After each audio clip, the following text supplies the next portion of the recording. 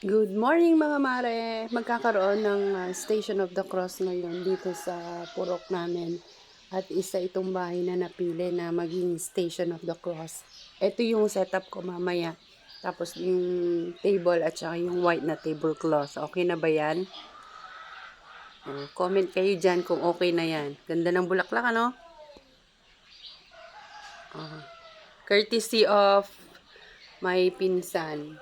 Juliet Banayat Flower Shop. Sa mga may needs ng flowers, punta lang kayo sa pwesto doon. Nandun sila ngayon sa Old Market. Pakihanap na lang, Juliet. Si Manang Juliet. May discount kayo. Sabihin nyo lang yung pangalan ko. Ganda ano, ganda ng flowers, ganda ng halaman. Huwag nyo nang pansinin yung sako-sakong palay sa background. Wala na kasi kaming mapaglagyan kaya nandito na siya sa may dining area. Nakasalansan na siya dito. Oh, 'di ba? Ang ganda ano, ang ganda din nito, glow in the dark. Pupunta kami dun sa sa religious store dun sa may simbahan kahapon. Yan yung nakita ko, maliit pero maganda siya. Oh, 'di ba? Ang ganda ano.